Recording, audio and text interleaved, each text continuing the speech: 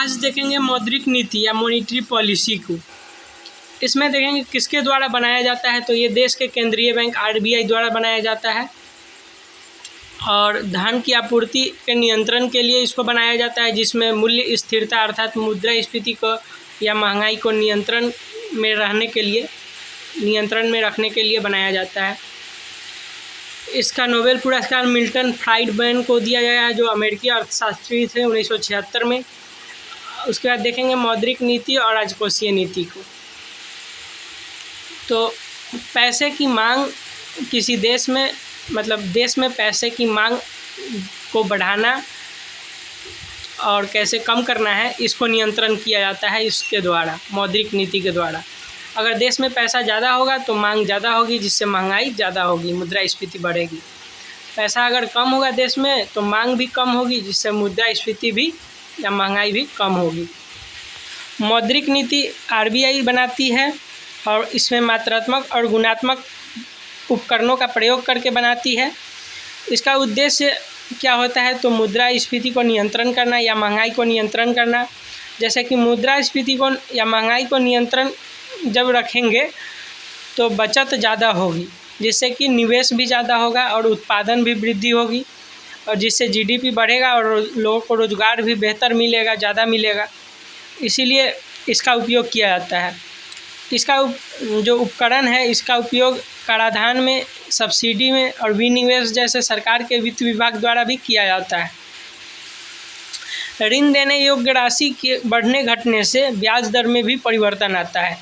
जैसे कि ऋण देने योग्य राशि जब बैंक के पास ज़्यादा होगी तो वो ब्याज दर कम लेगी, जिससे कि लोगों को सस्ता ब्याज मिलेगा, और ऋण देने योग्य राशि ही कम होगी बैंक में तो ब्याज दर महंगा होगा, जिससे लोगों को महंगा ऋण मिलेगा।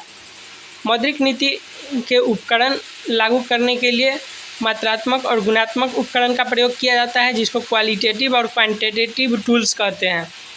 मौद्रिक नीति के मात्रात्मक उपकरण के अंतर्गत सामान्य या इनडायरेक्ट, जो कि अप्रत्यक्ष उपकरण आते हैं। मौद्रिक नीति में मात्रात्मक उपकरण को अप्रत्यक्ष उपकरण कहते हैं, जिसके द्वारा अप्रत्यक्ष रूप से मुद्रास्फीति का नियंत्रण करने का प्रयास किया जाता है। जैसे कि बैंकों पर सीआरआर और एसएलआर लगाकर, ये वैधानिक आरक्षित आवश्यकताएं हैं जिसके द्वारा मुद्रास्फीति का कंट्रोल किया जाता है, जिसको स्टैट्यूटरी रिजर्व रिक्वायरमेंट्स या रेशियो कहते हैं, और वेरिएबल रिजर्व रेशियो भी इसको कहते हैं या रिक्वायरमेंट। सीआरआर क्या होता है, तो कैश रिजर्व रेशियो, नगद आरक्षित अनुपात होता है, फुल फॉर्म। और एसएलआर का स्टैट्यूटरी लिक्विडिटी रेशियो होता है, जिसका वैधानिक तरलता अनुपात होता है। ये दोनों का निर्धारण केंद्रीय बैंक करता है, यानी आरबीआई करता है। सीआरआर क्या होता है, तो आरबीआई को नगद के रूप में बैंक को कुछ रकम देना पड़ता है, कुछ % रकम। इसकी निर्धारण आरबीआई करती है, आरबीआई अधिनियम 1934 के आधार पर। फिर एसएलआर क्या होता है, तो ये पैसा बैंक को अपने पास सुरक्षित रखना होता है, तरल के रूप में या कैश के रूप में। इसको नगद, सोना, प्रतिभूति के रूप में रखा जा सकता है। इसकी जो नियमावली है, ये कानूनी शक्ति बैंकिंग विनियमन अधिनियम 1949 के तहत आरबीआई द्वारा दिया जाता है या लागू किया जाता है। लोनेबल फंड के बढ़ने घटने से क्या असर पड़ेगा, तो लोनेबल फंड वही होता है जो बैंक में लोन के लिए धन वही होगा जो टोटल धन आएगा, उसमें से सीआरआर और एसएलआर को घटा करके जो बचेगा धन, उसी पर लोन दिया जाएगा। और यही होता है जब सीआरआर और एसएलआर को ज़्यादा कर दिया जाता है, अर्थात जब आरबीआई बैंकों से ज़्यादा सीआरआर और एसएलआर लेगी, यानी पैसा लेगी, तो ब्याज दर भी महंगा हो जाएगा। और जब सीआरआर और एसएलआर कम लेगी तो इसका मतलब बैंकों के पास ज़्यादा पैसा रहेगा, जिससे ब्याज दर सस्ता रहेगा। सीआरआर पर आरबीआई ब्याज नहीं देता है। ये सीआरआर पर कोई निम्न या उच्च सीमा नहीं है, इसका निर्धारण कितना भी कर सकता है, ये आरबीआई पर निर्भर करता है। और एसएलआर जो है, इस पर आरबीआई ब्याज देता है, और एसएलआर का निचला सीमा नहीं है, लेकिन उच्चतम सीमा 40% है, यानी 40% तक रख सकता है कैश के रूप में। और लोनेबल फंड के अनुसार क्या है, तो लोनेबल फंड यानी बैंक के पास जो पैसा होगा, अगर लोनेबल फंड ज़्यादा होगा तो बैंक के पास, इसका मतलब है ज़्यादा पैसा है तो वो कम ब्याज दर पर भी लोन दे सकती है। अगर कम पैसा होगा तो ब्याज दर ज़्यादा लेगी। और इसी को CRR और SLR के अनुसार देखा जाता है। यानी CRR और SLR जब ज़्यादा लेगा RBI, तो इसका मतलब है कि बैंक के पास लोनेबल फंड कम होगा। और CRR और SLR अगर कम लेगा RBI, तो बैंक के पास लोनेबल फंड ज़्यादा होगा, जिससे कि ऋण ज़्यादा सस्ता मिलेगा। और ज़्यादा लेगी CRR और SLR तो ऋण महंगा मिलेगा। तो इसी के अनुसार बैंक से मुद्रा को शक करती है या फिर रिलीज करती है RBI बैंकों द्वारा, और देश में मुद्रा की आपूर्ति को नियंत्रण करती है, जिससे महंगाई नियंत्रण होता है। इसी को इसमें दर्शाया गया कि बैंक में पैसा अगर ज़्यादा होगा तो ब्याज दर कम लेगी, जिससे महंगाई ज़्यादा होगा। ब्याज दर कम लेगी अगर ज़्यादा पैसा है बैंक के पास, यानी देश में ज़्यादा पैसा है तो ब्याज दर कम लगेगा, और जिससे मुद्रास्फीति भी ज़्यादा होगी, यानी महंगाई भी बढ़ेगी, क्योंकि लोगों के पास ज़्यादा पैसा है। और इसी का उल्टा होता है, जब बैंक के पास पैसा कम होगा तो ब्याज दर ज़्यादा लेगी, जिससे लोन महंगा मिलेगा और महंगाई भी कम होगी। लोन देने वाला फंड अगर ज़्यादा कम होगा तो वो SLR और CRR के रेट पर डिपेंड करता है। CRR और SLR का रेट अगर बढ़ेगा तो उसके अनुसार मुद्रा की आपूर्ति भी बैंक में अधिक और कम होगी, जिससे कि ब्याज दर भी कम और अधिक होगा। जैसे CRR और SLR घटने से लोनेबल फंड बढ़ेगा, जिससे ब्याज दर कम होगा, बढ़ने पर कम होगा ब्याज दर। CRR बढ़ेगा तो RBI ज़्यादा पैसा ले रही है बैंकों से, यानी बैंकों के पास कम पैसा बच रहा है तो इंटरेस्ट ज़्यादा लेगी, यानी लोन महंगा मिलेगा लोगों को। और CRR और SLR कम ले रही है तो अर्थात RBI बैंकों से कम पैसा ले रही है तो बैंकों के पास ज़्यादा पैसा है, जिससे कि लोन सस्ता मिलेगा। मौद्रिक नीति के मात्रात्मक उपकरण के अंतर्गत रेपो रेट और रिवर्स रेपो रेट आता है। रेपो रेट को पॉलिसी रेट, बेंचमार्क रेट भी कहते हैं। ये तरलता समायोजन के अंतर्गत आता है, तरलता समायोजन सुविधा के अंतर्गत। इसके अंतर्गत लिक्विडिटी को कंट्रोल करती है। रेपो रेट क्या है, तो रेपो रेट वह दर है जो कि ग्राहकों से RBI अल्पकाल के लिए ऋण देते समय ब्याज लेती है। इसके बदले ग्राहकों को सरकारी प्रतिभूति या ट्रेजरी बिल RBI को गिरवी रखना पड़ता है। इसी को कहते हैं रेपो रेट। यानी रेपो रेट अल्पकाल के लिए ऋण दे रहा है और वो भी प्रतिभूतियों के बदले में, और इस पर ब्याज भी लेगा RBI। और इसी से थोड़ा ज़्यादा होता है MSF यानी मार्जिनल स्टैंडर्ड फैसिलिटी, सीमांत अस्थायी सुविधा। ये 2011 में चालू किया गया था, जिसमें RBI बैंकों को उधार देता है। ये SLR से थोड़ा ज़्यादा होता है और इसमें ट्रेजरी बिल और SLR दोनों का यूज किया जा सकता है। फिर MSF आता है जो कि बैंक रेट कहलाता है, मार्जिनल स्टैंडर्ड फैसिलिटी, जो कि MSF के बराबर होता है बैंक रेट। बैंक रेट क्या होता है, तो ये RBI जब केवल बैंकों को ऋण देती है तो वो बैंक रेट पर देती है। जब दीर्घकालिक ऋण देगी तो, और लघुकालिक देगी तो वो तो रेपो रेट है ही, रेपो रेट पर देगी तो लघुकालिक और उसके बदले ब्याज लेगी। और जब ज़्यादा ब्याज पर मतलब दीर्घकालिक देगी तो बैंक रेट पर देगी और उस पर थोड़ा ज़्यादा ब्याज लेगी। और इसी को दर्शाया गया कि रेपो रेट RBI ग्राहकों को अल्पकाल के लिए ऋण देता है, बैंक रेट RBI ग्राहकों को दीर्घकाल के लिए ऋण देता है। और रेपो रेट तथा बैंक रेट दोनों में सरकारी प्रतिभूतियों का यूज होता है, अर्थात RBI बैंक से ज़्यादा ब्याज लेगा और ऋण महंगा होगा। जब रेपो रेट बढ़ेगा तो इसका मतलब है कि RBI बैंकों से ज़्यादा ब्याज ले रही है, और इसी के कारण RBI का रेट ज़्यादा होगा तो बैंकों का भी रेट ज़्यादा हो जाएगा और ब्याज दर महंगा हो जाएगा, यानी बैंक भी ज़्यादा महंगा ऋण देगी। इसी को इसमें दर्शाया गया है कि CRR, SLR, reverse repo rate, repo rate, जैसे CRR, SLR और रेपो रेट और एमएसएफ या बैंक रेट, ये सभी की दाम अगर बढ़ा देती है, मात्रा बढ़ा देती है, परसेंटेज बढ़ा देती है आरबीआई, तो इसका मतलब है कि बैंक से आरबीआई ज़्यादा पैसा वसूल करने लगी और उसके कारण बैंकों के पास कम पैसा होगा और अर्थव्यवस्था में कम पैसा रहेगा, जिससे कि मुद्रास्फीति नियंत्रण होगी, यानी पैसा का मूल्य बढ़ेगा और मुद्रास्फीति घटेगी, यानी महंगाई भी घट जाएगी। अगर सीआरआर और एसएलआर और आरआर यानी रेपो रेट ये सभी और बैंक रेट ये सभी अगर कम लेगी बैंकों से, तो इसका मतलब है बैंकों के पास ज़्यादा पैसा रहेगा, जिससे कि देश में मुद्रा की आपूर्ति अधिक होगी, जिससे मुद्रास्फीति बढ़ेगी यानी महंगाई बढ़ेगी। इसी का उल्टा होता है रिवर्स रेपो रेट। जब आरबीआई ग्राहकों से अधिशेष राशि लेगा और आरबीआई ब्याज देगा तो उसको कहेंगे रिवर्स रेपो रेट। यहाँ आरबीआई भी ग्राहकों के लिए प्रतिभूति रखेगी।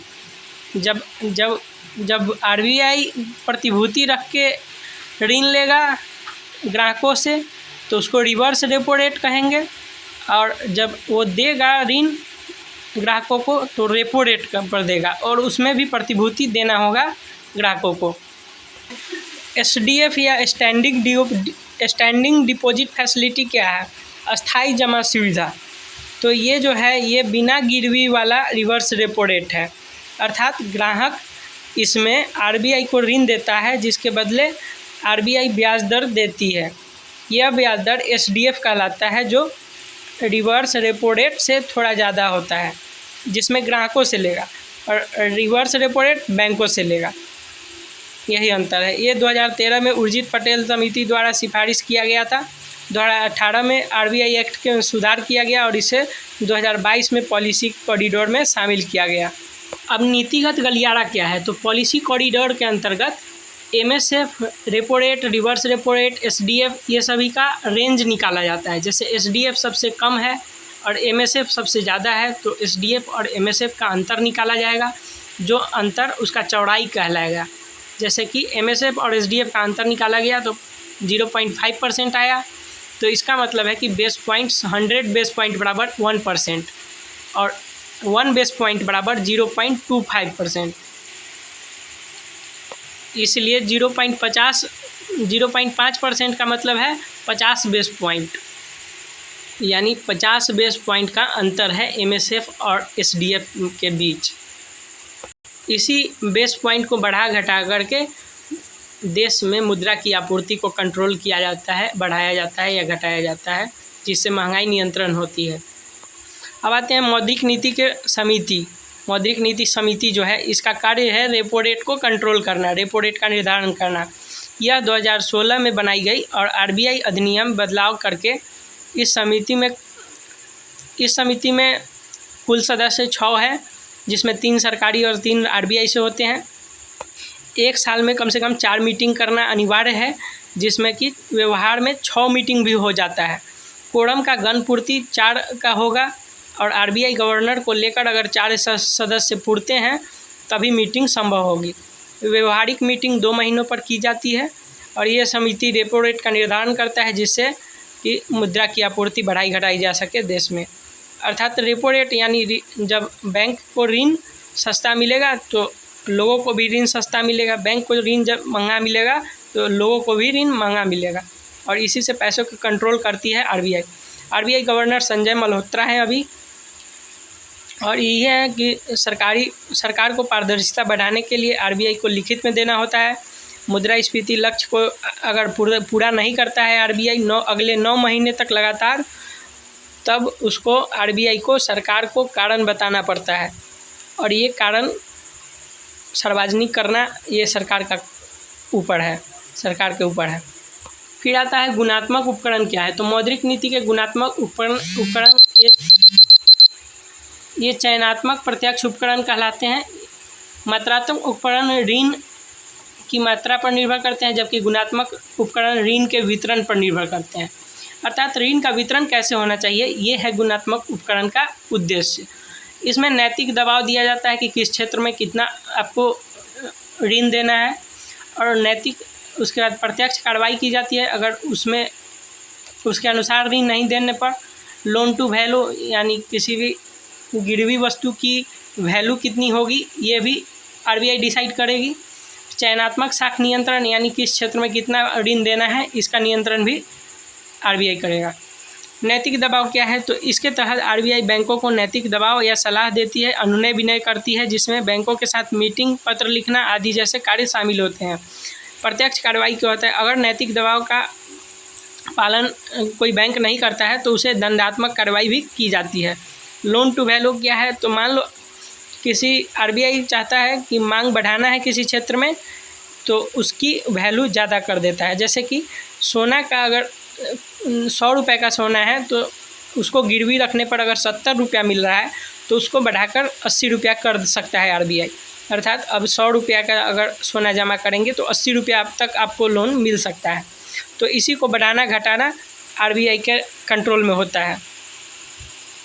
लोन का अगर अमाउंट 70 रुपया है और उस वस्तु का वैल्यू 100 रुपया है तो इसका मतलब है 70% लोन मिल रहा है, तो इसी को आरबीआई 80%, 90% यानी बढ़ा घटा सकता है। चयनात्मक साख नियंत्रण क्या है, तो उसको क्रेडिट रेशनिंग क्या है, तो क्रेडिट रेशनिंग यहाँ बैंक यह करता है कि बैंक एक सीमा से ज़्यादा किसी व्यक्ति को किसी क्षेत्र में ऋण नहीं देगा।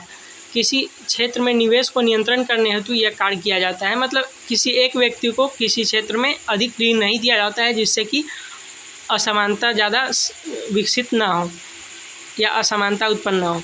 ये आरबीआई ने इसका प्रयोग 1970 के दशक में किया था, जिसमें गैर खाद्य वस्तुओं को पर ऋण की सीमा लगाकर हरित क्रांति को प्रोत्साहित किया था। अर्थात खाद्य वस्तुओं के क्षेत्र में निवेश बढ़ाने के लिए गैर खाद्य वस्तुओं के ऋण को कम कर दिया था। कंज्यूमर क्रेडिट कंट्रोल क्या होता है, तो आरबीआई किसी विशेष वस्तु या क्षेत्र में मांग बढ़ाना चाहता है तो आरबीआई उसके ईएमआई या डाउन पेमेंट को कम कर सकता है। जैसे किसी वस्तु की मांग बढ़ाने के लिए डाउन पेमेंट की मात्रा को कम किया जा सकता है। पीएसएल या प्राइमरी सेक्टर लेंडिंग क्या है, प्राथमिक क्षेत्र ऋण, तो आरबीआई ये नियंत्रण करती है। आरबीआई ये शब्द का पहली बार प्रयोग 1968 में किया था, जिसके तहत बैंकों को अपने कुल ऋण का 40% 3 प्राथमिक क्षेत्रों में देना अनिवार्य कर दिया गया। ये कम से कम अनिवार्य ही है, मतलब इतना % लोन आपको इसी क्षेत्र में देना अनिवार्य है, इससे कम आप नहीं दे सकते हैं इस क्षेत्र में लोन। और नहीं तो बचा हुआ पैसा आपको यूआईडीएफ फंड में जमा करना होगा, जिसका उपयोग अवसंरचनात्मक विकास के लिए किया जाएगा, जिसमें गाँवों को शहरी संरचना में बदला जाएगा। और इसी के अंतर्गत पीएसएल फंड में बचा हुआ ऋण को जमा किया जाता है। पीएसएल लक्ष्य अगर अधिक प्राप्त कर लिया है तो बैंक उसको पीएसएल सर्टिफिकेट के रूप में दूसरे बैंक को भी बेच सकता है। इसी का प्रावधान इसमें किया गया है। यही था मौद्रिक नीति, जिसके द्वारा देश में मुद्रा की आपूर्ति को कम या ज़्यादा किया जाता है, जिससे कि महंगाई को कम या ज़्यादा यानी मुद्रास्फीति को नियंत्रण करने की कोशिश की जाती है और मुद्रा की आपूर्ति को बढ़ाया या घटाया जाता है देश में।